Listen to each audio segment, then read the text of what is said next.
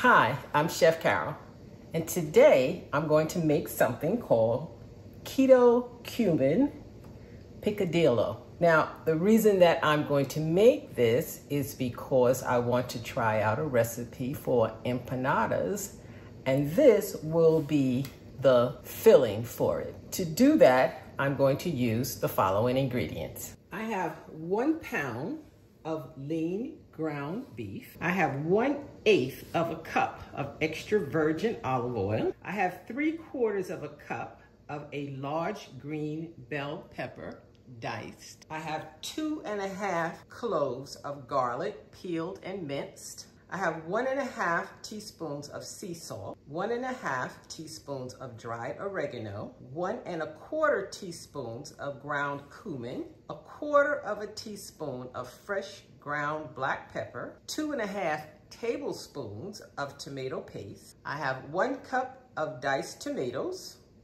fresh. I have half of a yellow onion, diced. I have 1/8 of a cup of dry white cooking wine.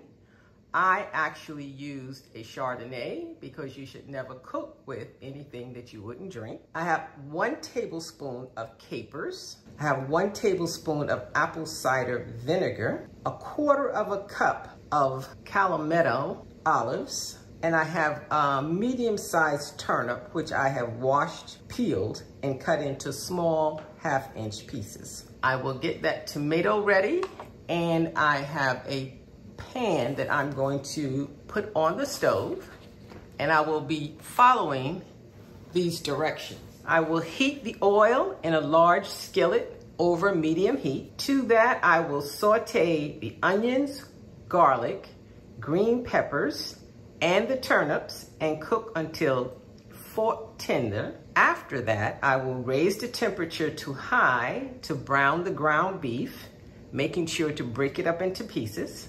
I will then add the tomato paste, the diced tomatoes, cooking wine or Chardonnay, olives, capers, and I will mix that well. To the ground beef, I will add salt, dried oregano, cumin, and black pepper. Once I have everything in the pan, I will reduce the heat to a simmer and cook for about 20 minutes. After I've completed that, I'm going to put that away because I'm going to make a keto dough, a pastry dough for the empanadas. So let's get started. The first thing I'm going to do is test the oil with a few drops of water to make sure that it's hot. I'm going to add in the onions, the green pepper, the turnips, and the garlic.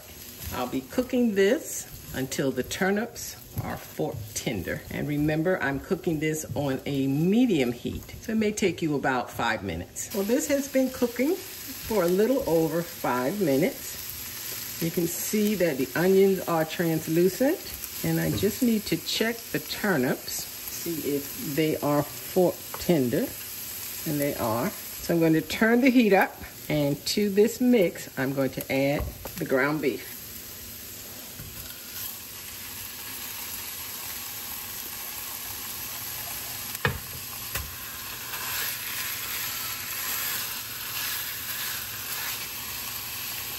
I'm going to start breaking it up.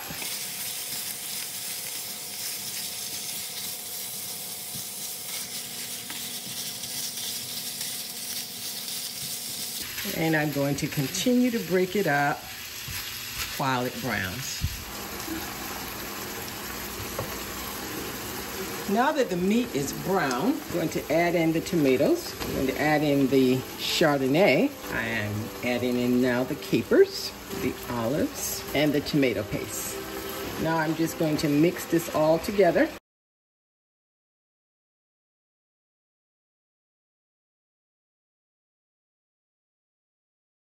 And now I'm going to get ready to add in my spices. I'm adding in the salt and pepper. I'm adding in the cumin. Now I'm going to add in the oregano. I'm going to reduce my heat to medium And then I'm just going to get it to a simmer. And the simmer is somewhere just between medium and low. How you can tell if your food is simmering is you only want to see on the side, say here, that it's actually cooking. So it won't be a full boil. It'll just be the flavors slowly bringing themselves together. Lower that just a little bit more. And I am going to let this simmer for 20 minutes. And I'll meet you back here. The meat mixture has cooked for 20 minutes. And while this is cooling, I'm going to go to part 2 and make the pastry for the empanadas. This is part 2 of the empanadas. In the first part, I prepared the beef filling, and right now I'm going to show you what I'll be using to prepare the keto crust. I'm going to be using a half a cup of unsalted butter, which will be melted and cooled, 1 large egg, a half a cup of sifted almond flour, a 1/4 cup of coconut flour, 1/4 teaspoon of sea salt, and 1 cup of shredded mozzarella cheese. Make sure you use the pre-shredded cheese and not the one that you shred yourself at home because it might release too much oil. So I'm going to combine the coconut flour, the almond flour, and the salt into my bowl. Then I'm going to add in the melted butter and combine them quickly. Next, I'm going to add in the egg, and the mozzarella cheese will have been melted maybe for a total of 90 seconds, but check it after 45 and give it a stir. Once it comes out of the microwave, mix it until it's fully incorporated. Now, if you want not to use the microwave, you can also use a double broiler on the stove. I'll be adding the melted mozzarella to the mixture.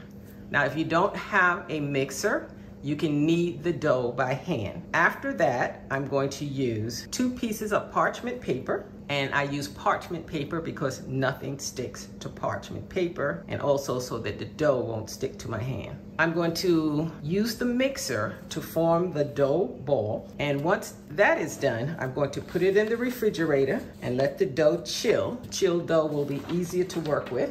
Then I'm going to take the dough and roll it out between the 2 sheets of parchment paper. Then I'm going to put it back into the refrigerator and let it rest for 15 minutes. And then I'm going to use a 6-inch cake cutter to form the dough that the empanada filling will be placed in. I will bake the pie until the topping is brown. I'm going to be using a preheated oven of 350 degrees. So let's get to it.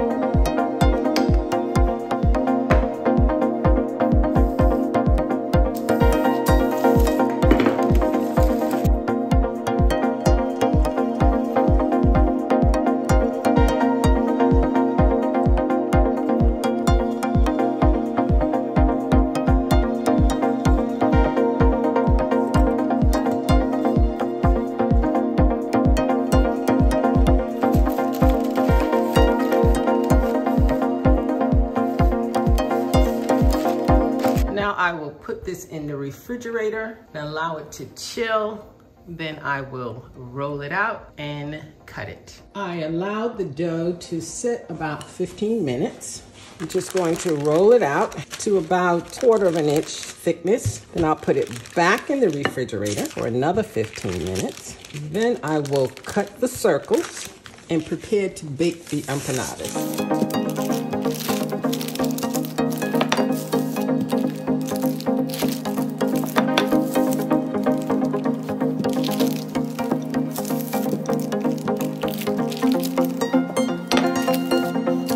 Back to the fridge.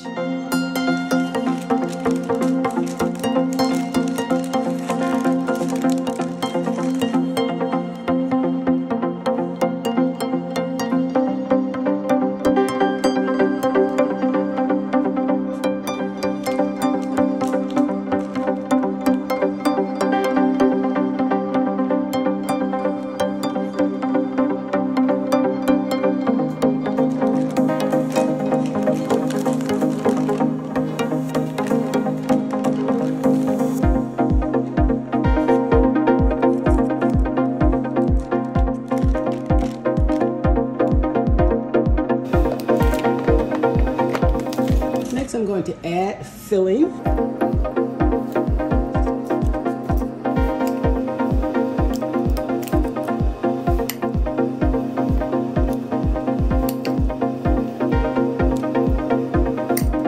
I'm going to fold it in half.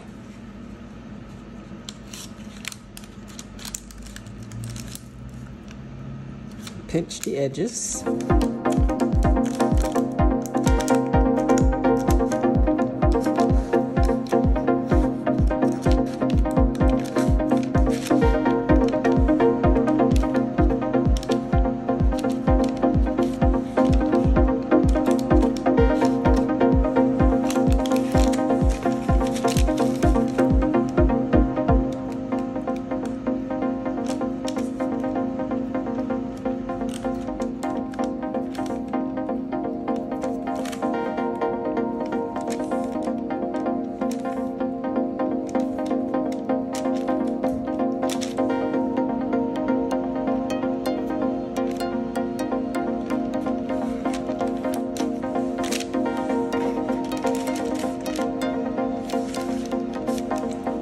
Going to place these in the oven and bake them for about 15 minutes or until they're nicely browned. I'll see you back here.